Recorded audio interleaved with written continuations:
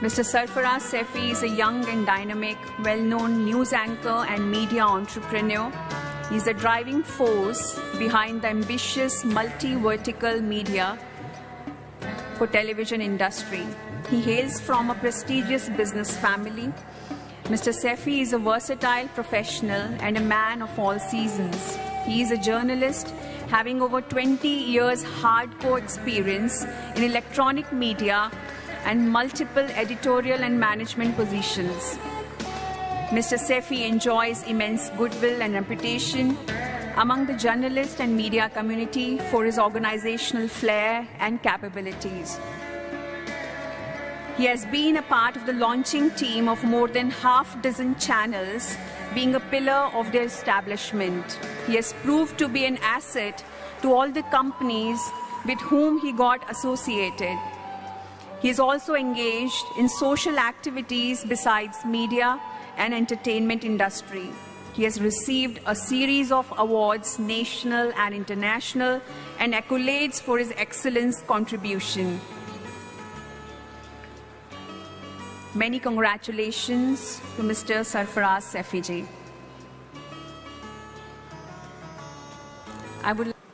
मैं निवेदन करती हूँ सबसे पहले श्री सरफराज सैफी जी से कि चंद शब्दों में वो अपने अनुभव हमारे साथ साझा करें. You can take that dais, my sir.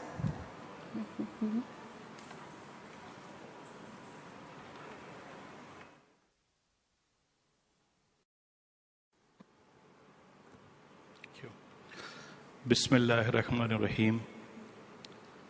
आरंभ करता हूँ ईश्वर अल्लाह गॉड भगवान के नाम से जो बड़ा दयालु और सहनशील है.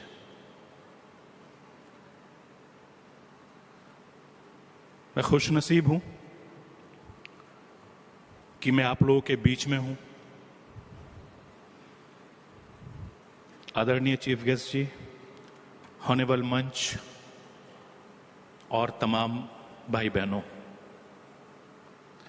हम सब खुशनसीब हैं कि इस पावन धरती पर हम लोग मौजूद हैं और हम सब खास हैं, तभी हम यहां पर हैं, ऐसा मैं मानता हूं. चूंकि पिछले 20 सालों से मैं मीडिया में काम कर रहा हूं, जैसे आदरणीय निशंक जी ने कहा कि मनुष्य मशीन है, तो हम सब एक मशीन की तरह लगातार काम कर रहे हैं. और मीडिया का जो पेशा है वो रोज गड्ढा खोदना और रोज पानी पीना होता है, सुबह से लेकर रात तक और रात से लेकर अगले दिन की प्लानिंग तक, यानी 365 दिन आपको हमेशा उठते बैठते खाते पीते सोते चलते आपको काम करना है. और यही हाल कमोबेश हमारे जो पॉलिटिशियन हैं, चाहे धर्मेंद्र जी हों, चाहे निशंक साहब हों, या हमारे जो दूसरे मेहमान हैं, या हमारे चीफ गेस्ट साहब हों, सभी के साथ ये रहता है. हम और आप लोग गांव से बिलोंग करते हैं, लेकिन इस भाग दौड़ भरी जिंदगी में हम गांव से निकलकर शहरों की तरफ आ गए, मेट्रो की तरफ आ गए. वहां की जो जिंदगी है वो जिंदगी कैसी है ये बताने की जरूरत नहीं है, क्योंकि आप सब मुझसे बड़े हैं, मुझसे ज्यादा जानते हैं, मुझसे ज्यादा समझदार हैं. लेकिन मैं इतना जानता हूं, जिस तरीके से नए युग के लिए दिव्य ज्ञान की बात हम सब यहां करने के लिए आए, चूंकि मैं तो सिर्फ सुनने के लिए आया हूं. जब मैं ब्रह्म कुमारीज के जो सिस्टर हैं, बहनें हैं, जब हमारे यहाँ आती थी दिल्ली में मीडिया में, बहन अदिति जी, मैं अपना सिर्फ एग्जाम्पल शेयर करना चाहूंगा. कई सालों से वो मुझे राखी बांधती हैं आकर, तो मुझे बड़ा अच्छा लगता है कि इतनी दूर से कोई यहाँ चलकर आता है और उनके अंदर जो मान सम्मान प्यार मिलता है, तो ये बड़ी खुशी की बात है. मैं कहीं भी हुआ, पार्लियामेंट के आसपास हुआ, क्योंकि प्राइम टाइम का शो करता हूँ, दिन भर खबरें कलेक्ट होती हैं, तो बहुत मारामारी होती है, तो मुझे फोन आता है कि सरफराज जी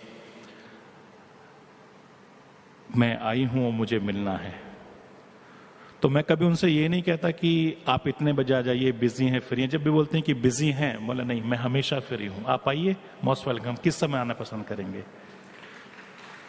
तो बहन अदिति कहती हैं कि मैं 5 बजे आऊंगी, तो मतलब आप एक काम करिए 6 बजे आप आ जाइए, अगर आपका शेड्यूल आगे पीछे ना हो तो। क्योंकि मुझे पार्लियामेंट से फिल्म सिटी आने में अराउंड 40-45 मिनट का वक्त लगता है। तो आप लोगों से मिलके जो खुशी मिलती है, मुझे लगता है कि हम सबको इसमें बहुत बढ़ चढ़कर हिस्सा लेना चाहिए। क्योंकि हमने सबने जन्म लिया है अलग अलग धर्मों में, अलग अलग जात पात में, और हम सब ये मानते हैं कि हमको मरना भी है। जो जिंदगी जीने से लेकर मरने के बाद तक शुरू होती है, वो एक हमारा इम्तिहान, हम ऐसा मानते हैं, हम ऐसा सोचते हैं। तो मैं जब जब भी ब्रह्म कुमारी बहनों के साथ, भाइयों के साथ जब मैं मिलता हूं, सुनता हूं, तो बहुत खुशी होती है। मैं अभी हज से आया था इसी साल, रक्षाबंधन से पहले। तो मुझे बहन अदिति जी का फोन आता है कि सरफराज जी मुझे मिलना है, मैं रक्षाबंधन के लिए आना चाहती हूँ, जैसे हर साल आती हूँ। तो मैंने कहा मोस्ट वेलकम, आप आइए। तो मैंने बताया कि अभी मैं 2 दिन पहले ही मैं हज से वापस आया हूँ और आप यहाँ आई हैं। तो एक अलग सा एक कनेक्शन आप लोगों के साथ मेरा जुड़ गया है, और मैं ये चाहता हूं कि इस कनेक्शन को आप लोग और आगे बढ़ाएं। क्योंकि जो काम आप लोग इस वक्त कर रहे हैं देश और दुनिया में, इसको और ज्यादा तेज करने की जरूरत है। क्योंकि जिस तरीके का माहौल हमारे समाज में, सोसाइटी में, आसपास में है, वहां पर हमें बहुत सुकून की जरूरत है। और ये सुकून तब मिलेगा जब हम अपनी आत्मा को परमात्मा से मिलाने की कोशिश करेंगे। और उसके लिए हमारी आत्मा का पवित्र होना बहुत जरूरी है। चाहे आप किसी भी धर्म से रखते हो, किसी भी मजहब से रहते हो, आप अपने उस चीज को जितना डेवलप करेंगे उतना ज्यादा अच्छा रहेगा। मान लीजिए कि मैं एक मुस्लिम परिवार में मेरा जन्म हुआ, तो मेरे ऊपर ये कंपलसरी है कि मैं 5 वक्त की नमाज पढ़ूं। तो जब मैं आ रहा था सुबह यहाँ पर, तो देखा कि हमारे जितने भाई बहन आश्रम में थे, वो सुबह के वक्त अपना मेडिटेशन कर रहे थे।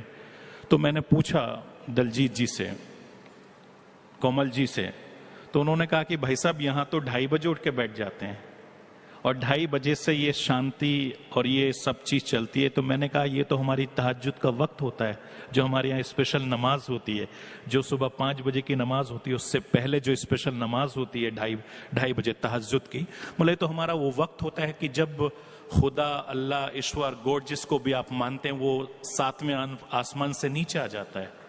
तो बोले तो कनेक्टिविटी है, बोले सब कुछ तो एक है, लेकिन हमें समझने की जरूरत है। और मैं कोशिश करूंगा कि मैं आप लोगों से जुड़ा रहूं, आप लोगों से सीखता रहूं। बाबा का आशीर्वाद, आप सबकी दुआएं, प्यार मुझे मिलता रहे, और मेरी जब जब भी आप लोगों को जरूरत पड़ेगी, मैं हमेशा इंशाअल्लाह तैयार रहूंगा। Thank you so much.